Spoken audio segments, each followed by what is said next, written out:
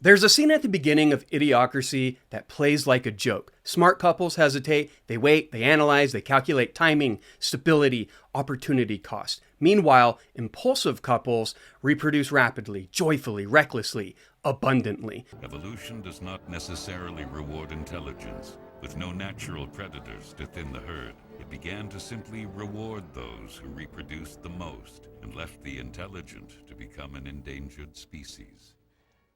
Having kids is such an important decision. We're just waiting for the right time. It's not something you want to rush into, obviously. No way. Oh shit, I'm pregnant again! Shit! I got too many damn kids. Thought you was on the pill or some shit. Hell no! Must have been thinking of Brittany. Brittany? No, you didn't. The joke lands because it's exaggerated, but embedded inside that exaggeration is a civilizational thesis. What replicates fastest isn't necessarily what is healthiest, and what feels rational at the individual level may not scale at the cultural level. The film frames this as intelligence versus stupidity, but that's too simple. What it's really interrogating is what happens when a culture rewards immediate gratification over long-term proportionality.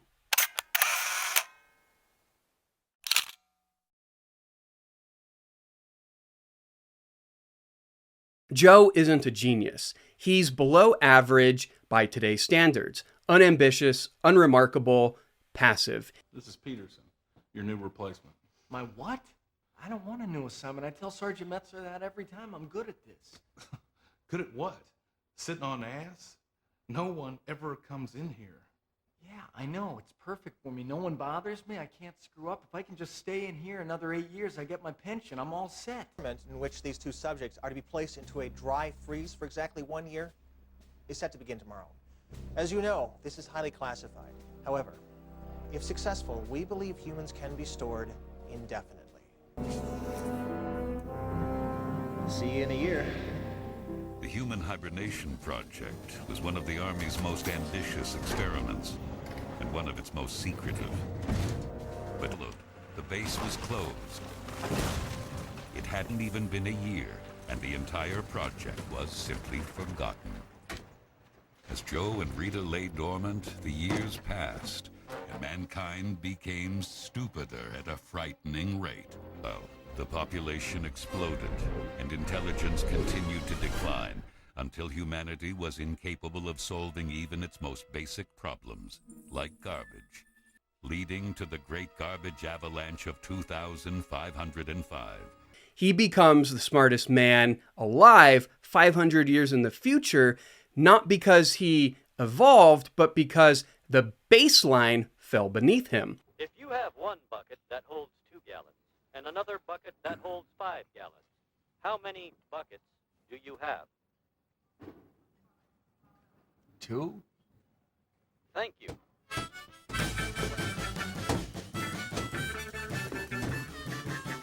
That's the punchline. Joe isn't exceptional. The standards collapsed. And that's where the satire sharpens. Thank you for waiting. Dr. Lexus will be with you shortly.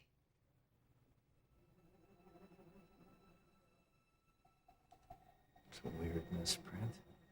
Oh, God. Where's your tattoo? Why come you don't have a tattoo? Oh, my God. You're not unscannable, are you? Oh, my God. Joe had awakened to a world in crisis. The economy was in a state of deep neglect. A great dust bowl had ravaged food supplies, and the #1 movie in the country was called Ass.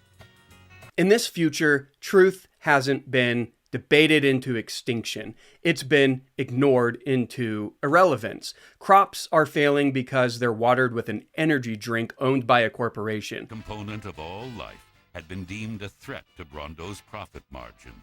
The solution came during the budget crisis of 2330, when the Brondo Corporation simply bought the FDA and the FCC, enabling them to say, do, and sell anything they wanted. Brondo's got what plants crave. It's got electrolytes. So wait a minute. What you're saying is that you want us to put water on the crops. Yes. Water.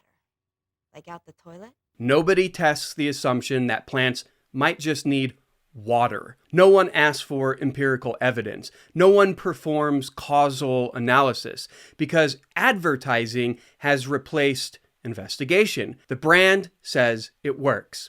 That's enough. Truth isn't attacked, it's just no longer valued. And when truth becomes optional, everything becomes negotiable. There's still a justice system, technically. There are judges, there are prisons, there are punishments. Listen, I can explain, okay? I was in an army experiment. He would soon discover that in the future, justice was not only blind, but had become rather retarded as well. I'm fixing to commensurate this trial here. We gonna see if we can come up with a verdict up in here. But it operates entirely on spectacle. Prosecutor, why you think you done it? Okay, number one, Your Honor. Just look at him. He talks like a fag, too. And B, we've got all this, evidence of how, this guy didn't even pay at the hospital. And I heard that he doesn't even have his tattoo. I know. And I'm all, you gotta be shitting me. But check this out, man. Judge should be like, guilty. Peace.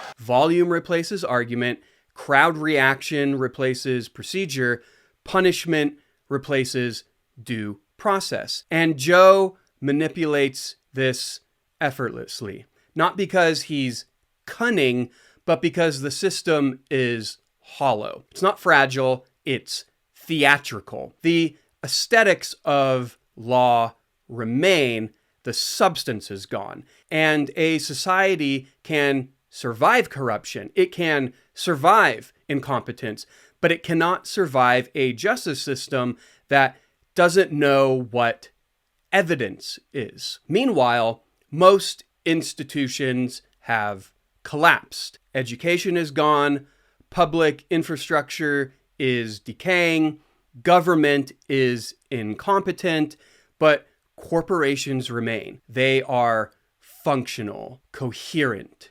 centralized, because profit-driven systems adapt, not necessarily morally, but structurally. And so branding becomes governance. Marketing becomes policy. Consumer loyalty becomes civic identity. It isn't that people are evil, it's that incentives shape behavior. If spectacle is rewarded, spectacle expands. If entertainment equals status, entertainment becomes truth. If comfort outweighs verification, verification disappears. This is not a genetics problem, it's an incentive problem. And here's where the film becomes dangerous if misread.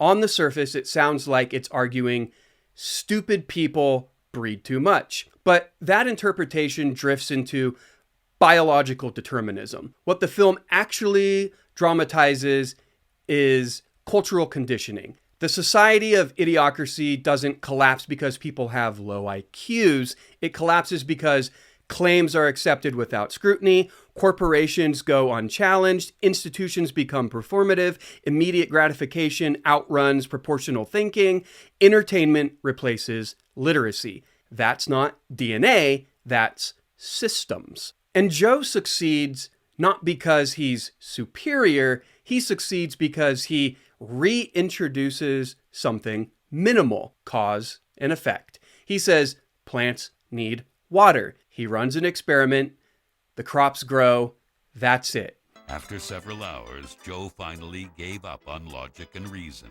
and simply told the cabinet that he could talk to plants and that they wanted water. He made believers out of everyone. Joe didn't know it, But the beloved electrolytes were salts that had been building up in the topsoil over the decades, killing plants and leading to the Dust Bowl. In a culture where vibes outrank verification, basic reasoning looks revolutionary. And that's unsettling because it suggests that the threshold for restoring order isn't genius, it's baseline epistemic discipline. But there's a deeper tension here. The film opens by portraying educated, thoughtful people as maladaptive because they delayed gratification. Finally decided to have children, and I'm not pointing fingers, but it's not going well. It's always me, right? Well, not my sperm count. Yeah! I'm gonna fuck all y'all! That's my boy! Unfortunately, Trevor passed away from a heart attack while masturbating to produce sperm for artificial insemination. But I have some eggs frozen, so just as soon as the right guy comes along. They valued stability, they planned, they optimized, and yet in the long arc of culture, they failed to replicate their value system effectively. That's the subtle warning. Intellectual restraint may protect individuals, but if it fails to reproduce its own norms culturally, educationally, institutionally, the systems drift. Values that reward spectacle outcompete values that reward verification. This isn't extinction through stupidity, it's extinction through incentive misalignment. Look at the justice scenes again. Joe is sentenced with no serious investigation. He escapes using performance, not appeal. He doesn't submit data, he performs confidence, because confidence is what the culture recognizes as competence. Hi, excuse me. I'm actually supposed to be getting out of prison today, sir. You're in the wrong line, dumbass. Over there. I'm sorry, I am being a big dumbass. Sorry. Hey, let this dumbass through.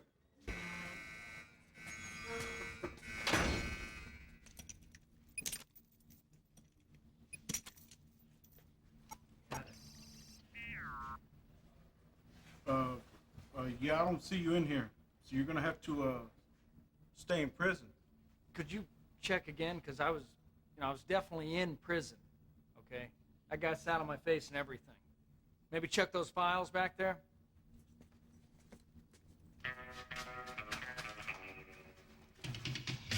That's a haunting mirror. When charisma outruns credibility and certainty outruns evidence, institutions hollow out from the inside. The uniforms remain, the procedures don't.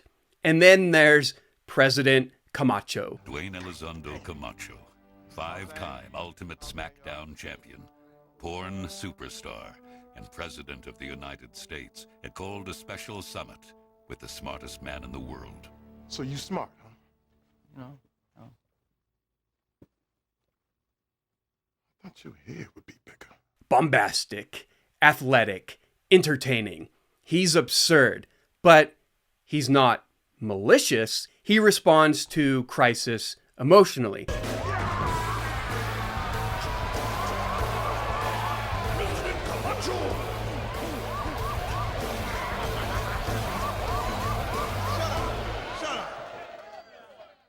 Got a solution. That's what you said last time, dipshit. I got a solution. You're a dick. South Carolina, what's up?